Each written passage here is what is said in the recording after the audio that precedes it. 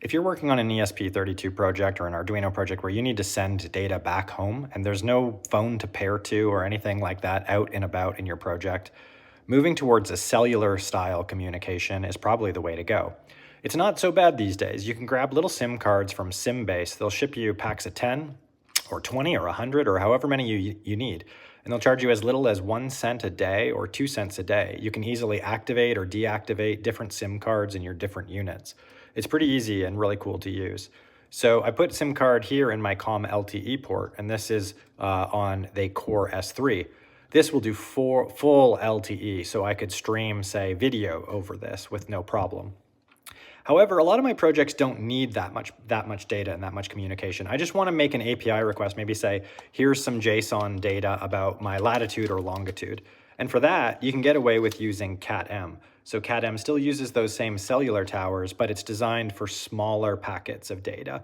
So like think little API requests where you might want to say, hey, this is my latitude or longitude, or a message in that sense.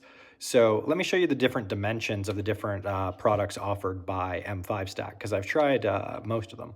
Okay, first up is this CAT-M unit. Now this is a pretty good style because it connects with a Grove cable. It has a little antenna that you might want to thread on if you do or not. Communicates over UART, 5 volts, very flexible. So you could imagine building it into something. You pop the lid off, put your SIM card in, pretty much good to go. If you wanted even smaller, they have the M5 stamp style module. Now this goes on top of the M5 stamp, SIM card goes in there, and then boom, you can now communicate back home and send yourself API requests.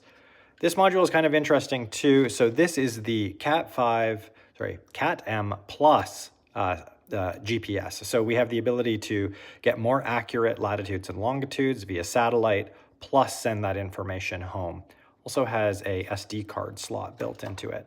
So this one is a pretty reasonable size too, depending on your project and what you have. And if you needed both, then this is possibly a good solution too, because you can grab latitude and longitude and then send that latitude and longitude home over the CAT-M network using your SIM card.